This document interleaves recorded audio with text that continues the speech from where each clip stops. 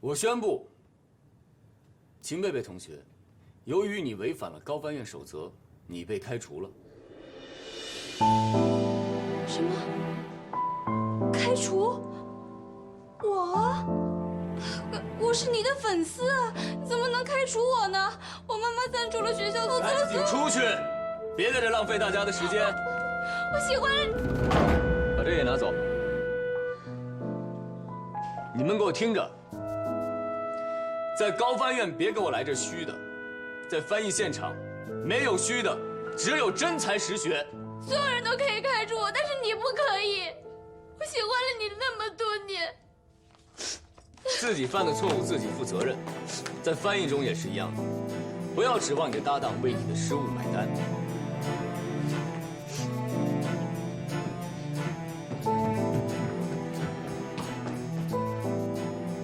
主任，你这样是不是太冷血了？那你算什么？热血青年？还是同情心泛滥？我告诉你，秦贝贝是因为违反了高翻院守则直接被开除。你今天面试迟到，虽然没被开除，但也是0分。高翻院不要一群猪的队友在一起抱团取暖，我要的是精英部队。下面我点名，挨个来面试。1号，乔飞，跟我来。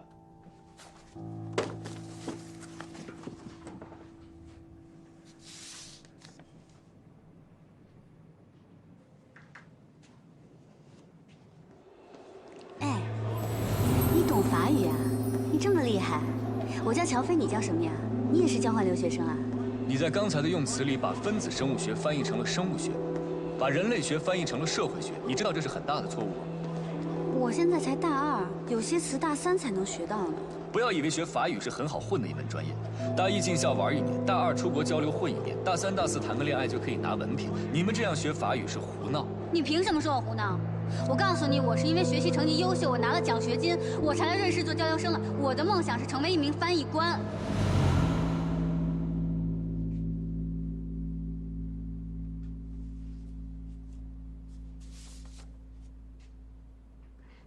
主任，您不会真的给我0分对吧？您就说说气话。那一天和那天没有半毛钱的关系，我说的是1分钟的事儿。你今天迟到了1分钟。我是迟到了1分钟，但是我刚才看守则上写，迟到3分钟以内都是可以接受的。所以我没有直接开除你，但是面试怎么打分由我来决定。咱们之前也算是认识了哈，您再给我一次机会。别跟我嬉皮笑脸的，动手动脚，坐那儿。我给你机会，就是对别的考生不公平，知道吗？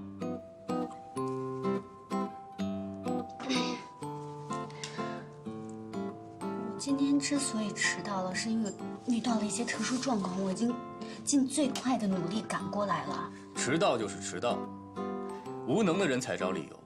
你将来出任务，你是希望主席等你，还是总理等你啊？那天真的是意外。别再跟我纠缠了，也别再浪费你的面试时间了。现在我照例问你几个问题。乔飞，你为什么想成为一名翻译官？因为我是……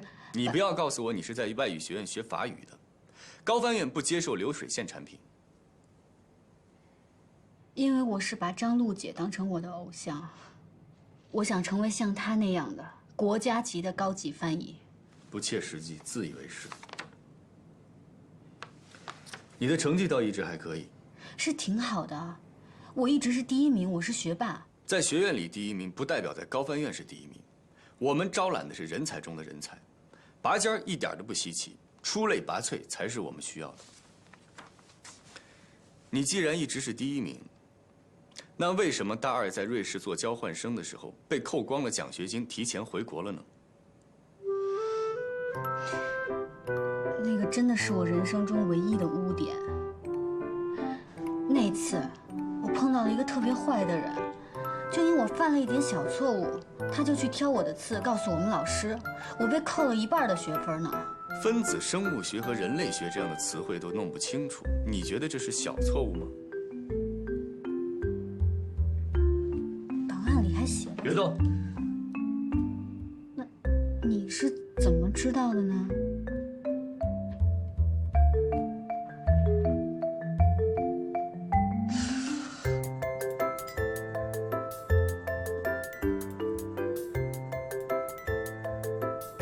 当时在苏黎世给我挑刺儿的那个坏人，就是你吧？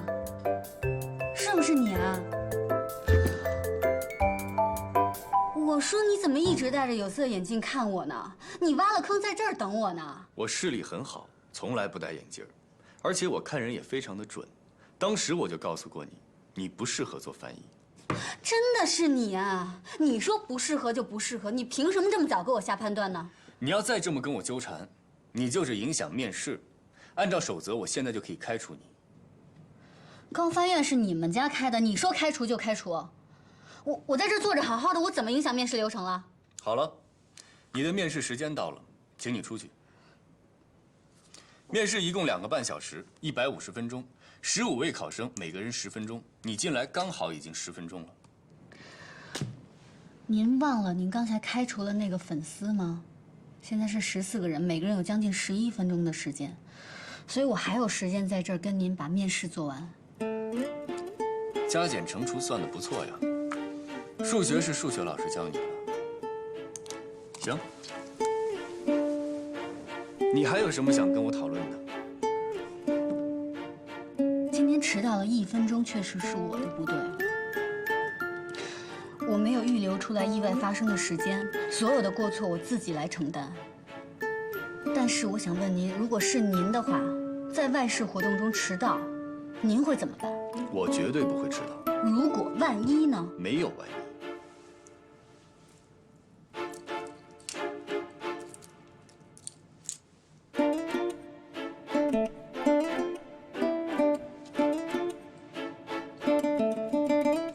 你把表调快了半个小时。11分钟到了，请你出去。您不会真的给我0分对吧？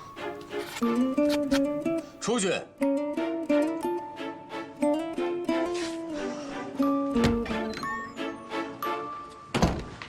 小飞，怎么样？题难不难？怎么样？怎么样？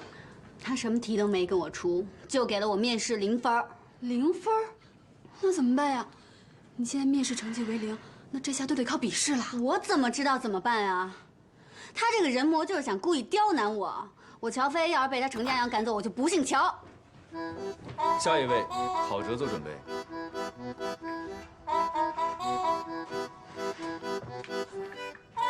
给你0分，心里窝火是吗？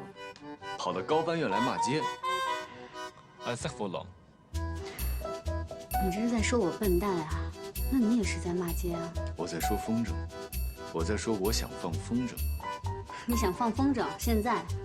那你也是在影响面试流程，牵强。行啊，嘴上一套又一套。那我再给你一次面试机会，我就不姓乔，用法语怎么翻？保留杀气腾腾的感觉，还要贴切法语的表达习惯。Je te paie d'un bois en or。还算贴切。等一下，我回答上来了，是不是不用得0分？当然，我给你10分。才10分？行了，乔飞，都说程家阳说1不2，他能改变主意给你10分就不错了。是啊，就怕是什么？就怕是程家阳当着这么多人的面，他下不来台才给你的10分。其实啊，他已经十分讨厌你了，那你就会十分倒霉。我现在十分生气。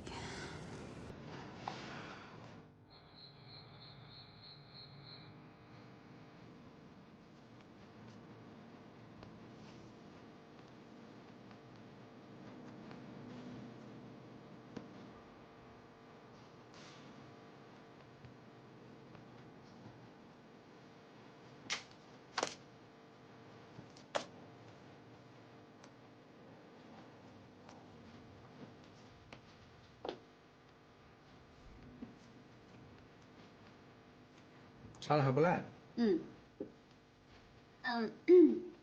那天，是我太冲动了，给您添麻烦了啊。我就说啊，你呀，就是太倔，太拧。你去高翻院我管不了，但是你别影响我这儿的工作。我1周4个晚上，你要是来不及，你就给我走人，更别想跟我提前预支工资。我知道，我肯定会来的。您千万别把我炒了，我就指着这点生活费呢。知道就好。我知道你们家的情况特殊，你打个工不容易，但是你要知道这个勤工俭学4个字儿，哪个最重要？啊？学。是勤劳，懂吗？赶紧干活去。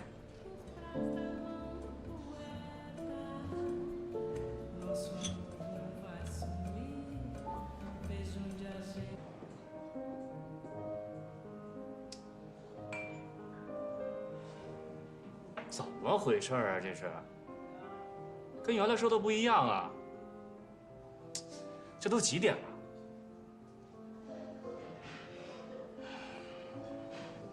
千金小姐架子大是吧？听说还是个学法语的，是不是很优雅那种？他是不是瞧不上我这种普通人啊？怎么了，就周南？一表人才怎么就普通了？他著名企业家周南谁不知道？还有著名实业家旭东，那只不过我的实业还在天空中飘着待定。哎，不一样啊！你那钱是家里面的，我的钱可是自己个儿辛辛苦苦挣来的。哎呀，都几点了？你说？哟，来了，小华。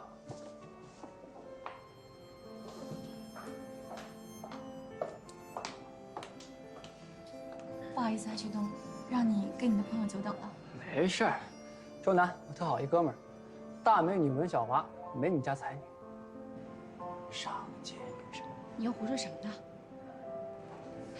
你好，周南先生，很高兴认识你。文小姐，我今天能见到你啊，那才真的是荣幸1000倍，高兴10000倍。今天能见到你啊，真的是太有缘了，太棒了！啊，果然跟旭东说的一模一样，绝对是优雅女神范儿啊，绝对女神级别的。你还愣着干什么呀？坐呀，请坐。谢谢。小华，周南提议特别好啊，咱们都是朋友，做事呢一定能成。啊，对，大致上旭东都给我讲了，我就简单的做了一个计划书，有什么不妥的地方呢？文小姐尽管调整。今天本来应该是我父亲来跟你见面的，他有事儿，我就代为出面了。具体的等他过目之后，我们再详谈吧。可以啊，我也一直想拜访伯父了。哎，周南，你这场面话就过了啊！什么叫一直想拜访伯父？你知道这件事才多少天啊？瞎客气什么呀？生意上的事儿，咱们仔细聊聊透了。反正呢，我入股20%，如果你们想让我多入点，没关系，跟我爸说去。反正钱的问题，你们尽管放心。好，有王总这句话，信心满满的。来，敬王总。哎呦，都是朋友嘛，做事一定。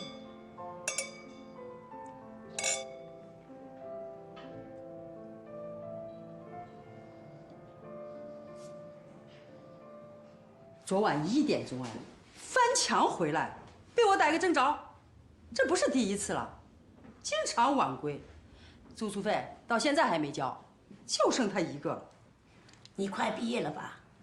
我很理解你们毕业生找工作、实习都很忙，但学校有学校的规定。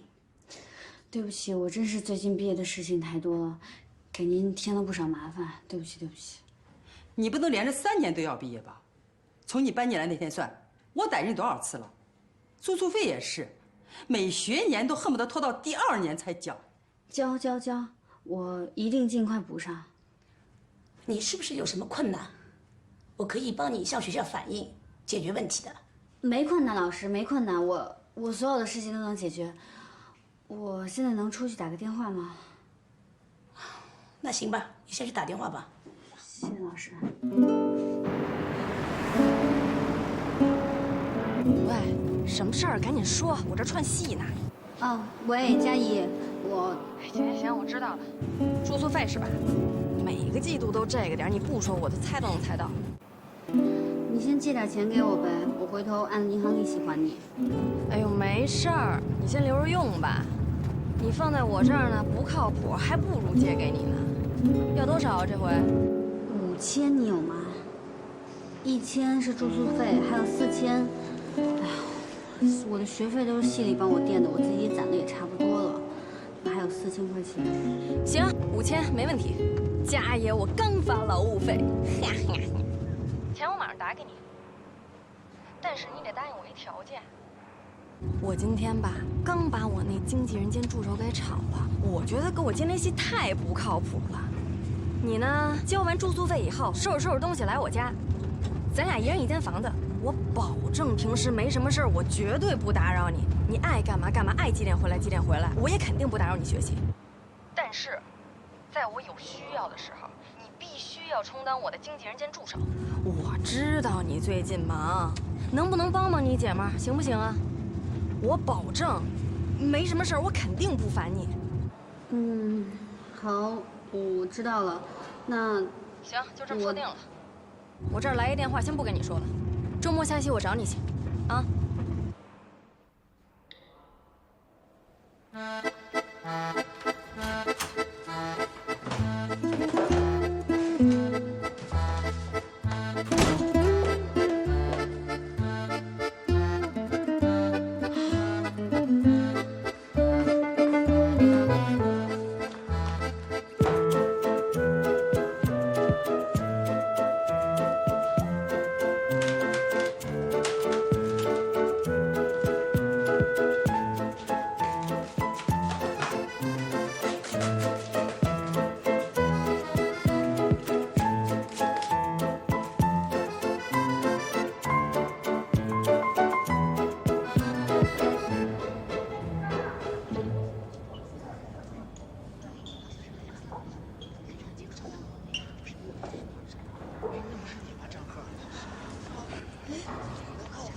乔飞，怎么回事啊？合格线110，你总分超了呀，怎么没被录取？你是不是得罪什么人了？乔飞，我估计你就是得罪那程家阳了，他外号叫人魔，你敢跟他叫板，他肯定卡你。不能让他毁了我的翻译梦。哎，乔飞，乔飞，你去哪儿？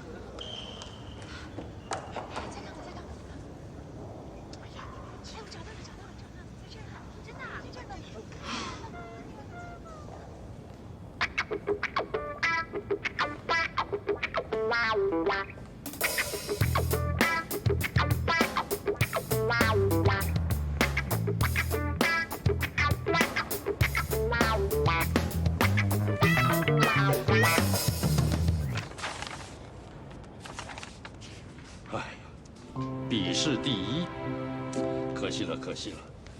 佳阳，你是不是太严厉了？程主任也没想到今年院里的评分标准变了呀。迟到就是迟到了，给他见习实习资格吧。我就知道，他还是爱才的。这样的好成绩，在我们高翻院，我记得只有1个人拿到过。我当年没那么高，那肯定是佳阳啊。你佳阳是直升的，没进过实习考。那会是谁啊？哦，我知道了，小华。谁在说我啊？哟，小华回来了。什么时候回来的？也不说一声。佳安没跟你们说吗？是他去机场接的我。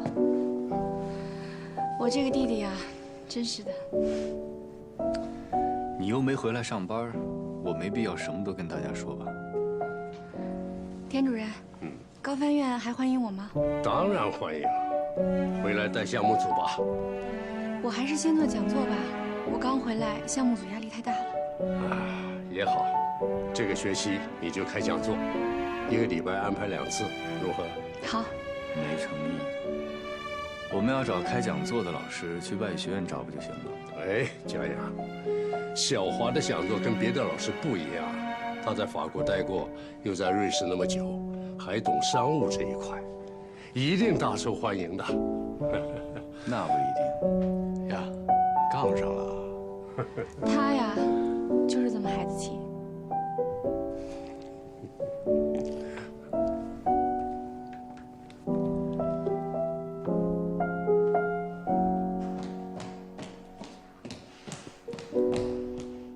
程家阳，我有话跟你说。我问你，你是不是临时改了达标要求，故意把我淘汰了？你觉得你自己这样很厉害吗？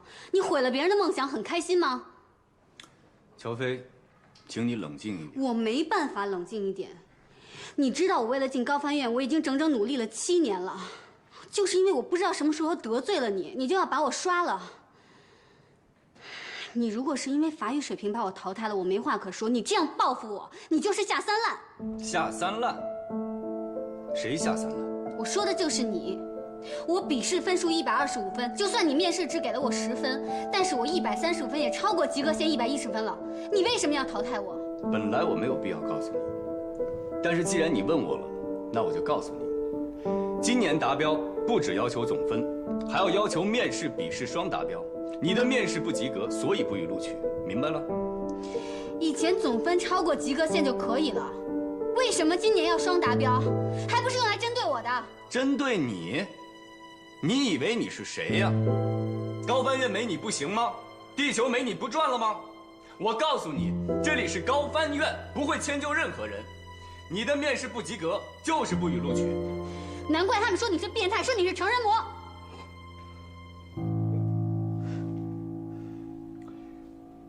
我叫程家阳，我有我自己的名字。你虽然不予录取，但我会给你一个见习实习的机会。什么见习实习生？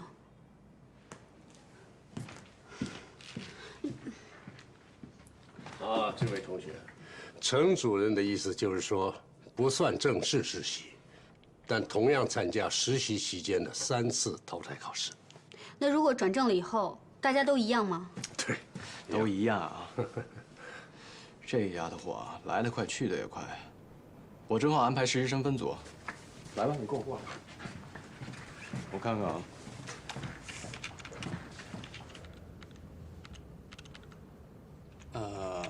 怎么了，老师？你的同学们都已经选好分组了，然后梅梅老师那儿也满了，所以我不带他。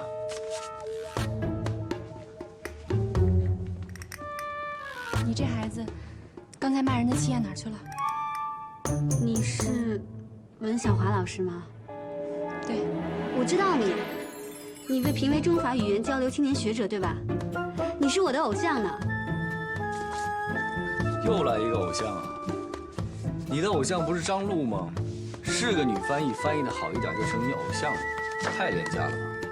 我是真的很喜欢文老师啊。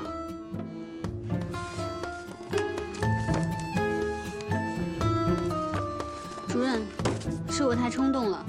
我之前以为自己进不了高翻院呢，请你大人不计小人过。套近乎拍马屁在高翻院都不顶用。对，但有摄影机就管用。我说我自己呢。行了，佳阳，你跟实习生针锋相对啊。我挺喜欢乔飞的性格，你看在我面子上就带他吧。今年不是不让我带人吗？我的通过率很低呀。你不是让他当见习实习生吗？不算人数。你要是不带我，你就是小心眼儿、记仇。拿话堵我？你以为我会怕你吗？你也真是的，服个软不就行了吗？跟他道个歉，就什么事儿都没有了。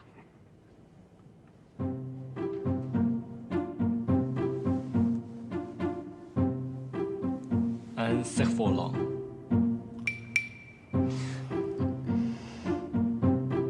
要我带你也可以，但我有一个额外的要求：转正考试的时候，只要你没有考到第1名，就算淘汰。接不接受随便你。我接受，我一定会努力考到第1名的。1，我对你的努力没有丝毫的兴趣。你淘汰只是早和晚的问题。2，高翻院法番组的学生一律不许迟到。3，高翻院的规则都给我记下来。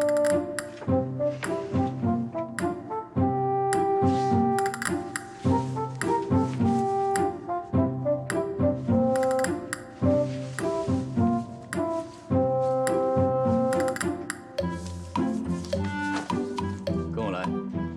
对了，手表给我。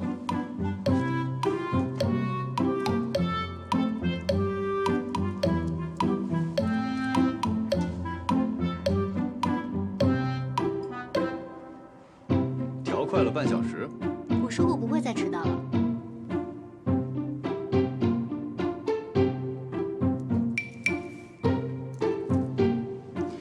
你给我调快了1个小时。因为你迟到过。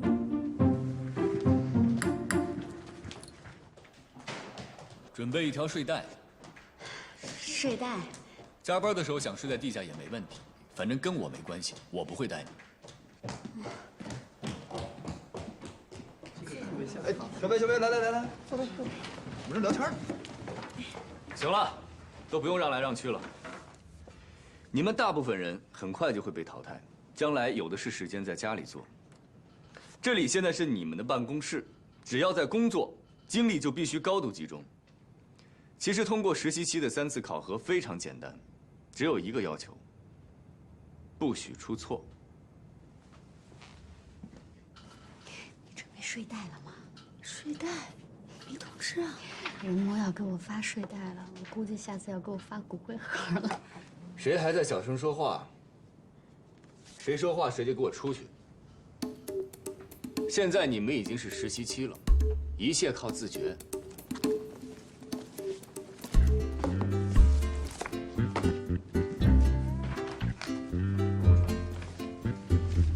我不说话，我用眼神杀死你。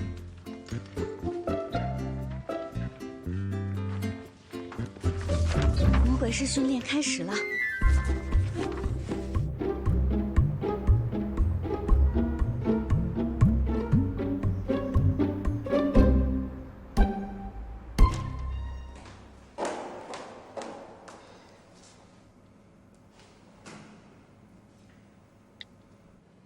倒数3秒。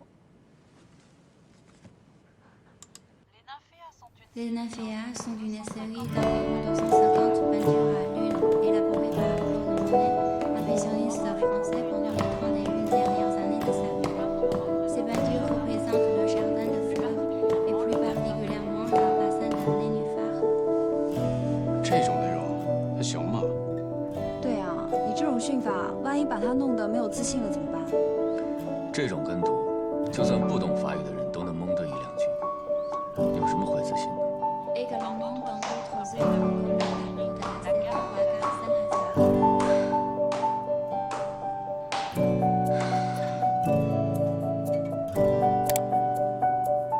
台阶数多少？一共157个，每层25个，5个层之间做了7个对吗？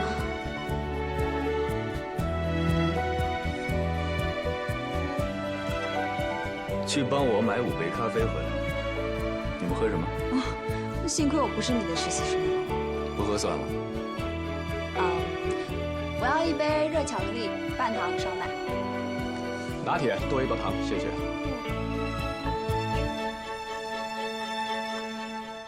田主任要 espresso， 另外1杯大杯美式，三明治不要鸡蛋和花生酱，给你也买1杯，我请客。热巧克力半糖吗？喂。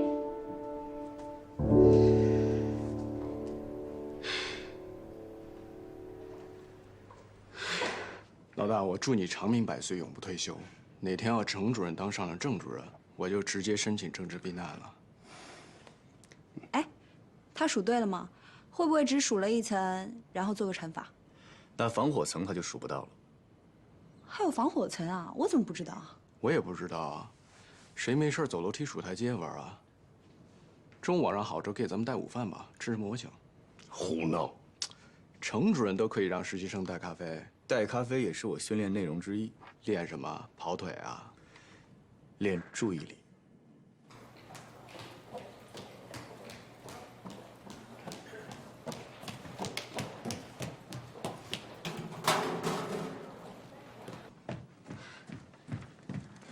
然，热巧克力半糖少奶，拿铁多1份糖，然后还有浓缩美式，三明治，不要花生酱和鸡蛋，对吧？谢谢。刚才你在楼梯间听到的音频内容是什么？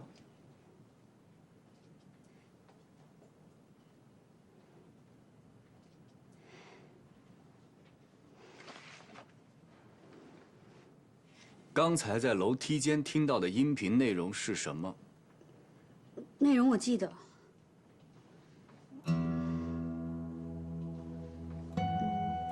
中途替我去买了杯咖啡就全忘了？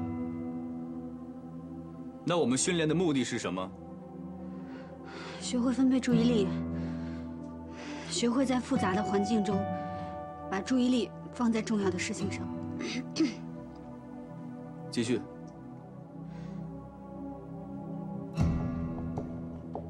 我台阶数错了吗？我跟你说结束了吗？没结束吗？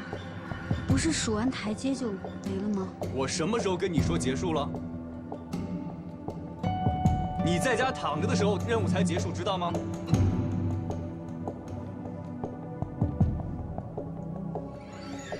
是你说请大家喝咖啡的。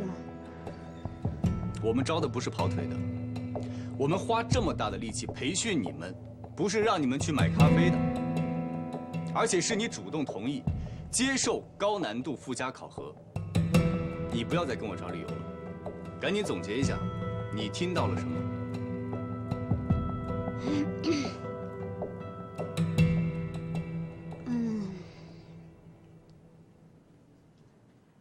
是莫奈作品的，一个睡莲系列。什么？然后呢？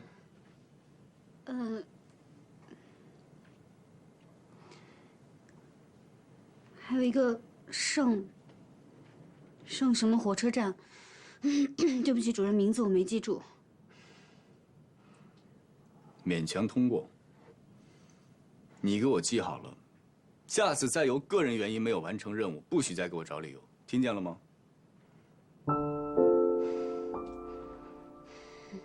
赶紧记下来，迅速给我翻成法语。李雷，我们的实习生现在是不是在训练室练视频跟读呢？我去看看。走，我跟你继续。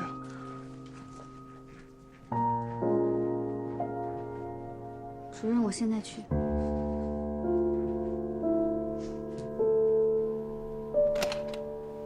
哟，你在啊？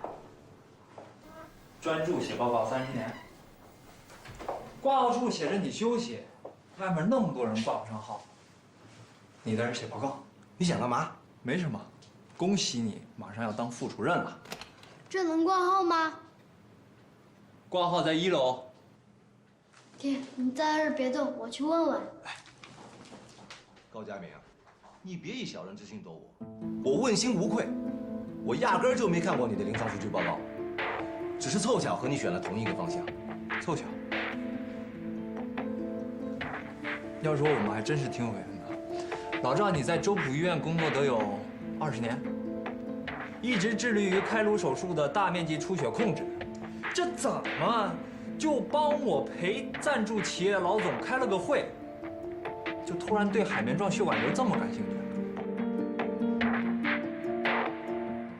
不要以为这个课题很容易攻克，要是容易，我都研究5、6年了，还能轮到你？这个病是神经外科的不治之症。是文道来找你，你以为是我巴不得想做这个项目？实话告诉你说吧，高建明，他们选择我不选择你，那是因为你影响力太小。他们商人说的做公益，扔钱也得听个响啊，只有我来牵头才行。是文道给的你钱。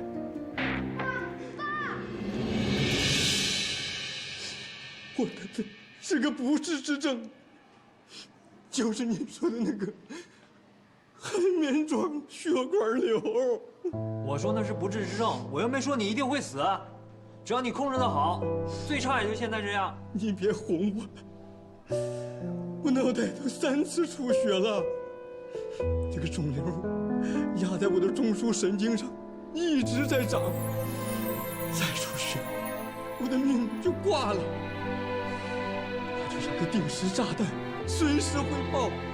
行了，行了，行了，您的话呀，我也听明白了。您得的这个病确实是不可逆，但是要是治疗的好，通过手术是可以把肿瘤切除的。大夫，您说的这是真的？真的可以把我脑袋的这个定时炸弹去掉？你放心啊，我对你负责。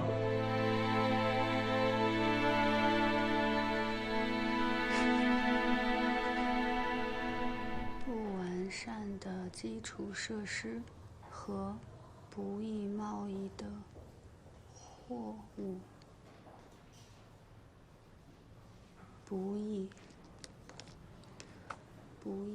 不易被贸易。哎，乔飞，你怎么没去吃饭？没胃口。你上午的事我们都听说了，太惨无人道了。怎么，是不是又给你布置作业了？大卷舌音，数着台阶跟读，不能数错，不能读错。要买4杯咖啡，有的加糖，有的不要糖。少奶不加花生酱，不加鸡蛋。我哪知道这是陷阱还是任务啊？买完以后呢，跟你说让你背诵全文。对，就是艺术评论。我跑腿买了咖啡，我还要给他背诵全文。哎，乔飞，你没事吧？你的脸好红啊！好着呢，38度恒温杀菌。哎，要不这样，你去请个假，你跟主任请个假，完了祝福家吃点药。好呀，那你帮我请好不好？如果去跟那个成人模请假的话，他肯定会说：“乔飞，任务期间你怎么能够生病呢？为什么记不住我说的话？不要因为个人原因影响工作，不要找任何借口，是不是？”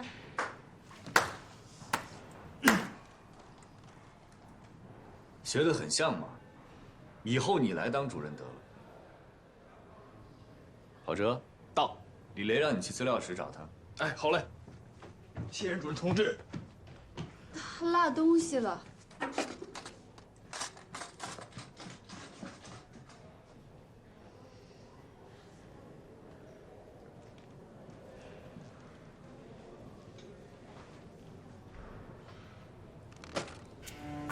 是吧？说不上。抓紧一切时间休息，保存体力，这也是命令。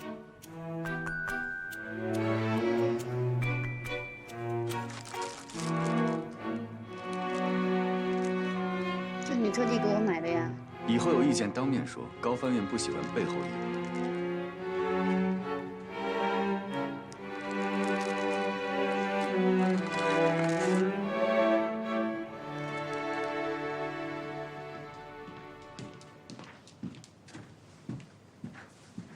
这么快吃完了？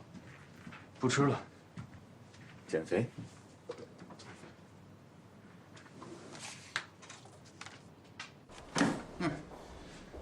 一个主治医生，为了科研跟同事吵架，弄得病人闹情绪。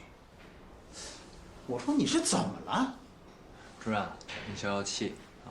这个项目啊，对我来说意义很特殊。高佳明，在患者面前你是个医生，说话得掂量掂量。那个患者的血管瘤在脑部什么位置，你搞清楚了？这个人他脑子里面长了个瘤子，就相当于一颗定时炸弹安在他的脑袋里。我给了他希望，给了他勇气，让他能够活在这个世界上。给你放2天假，回家去好好想想这个事儿。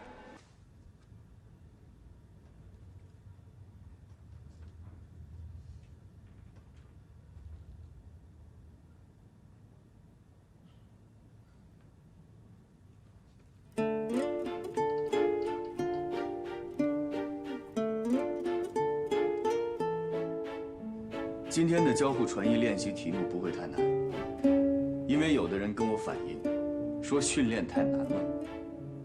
哎，如果这种训练你还觉得难的话，那只能说明你的专业水平有问题，你需要加强你的专业训练。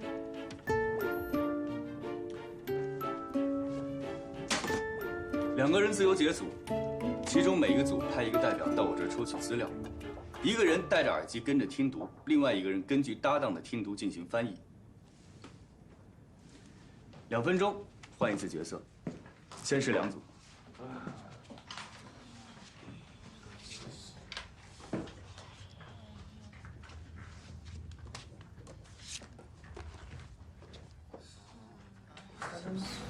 我好紧张。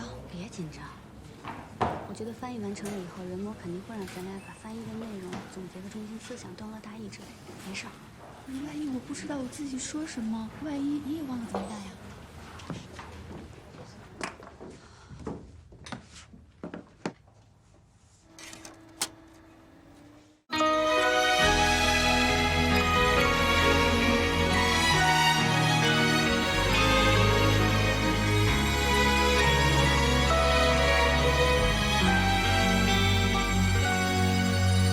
爱像奔跑的蜗牛，晃悠悠，背囊里预备的温柔，精心保留，在拥挤人群里等候，频频回首，直到你出现才罢休。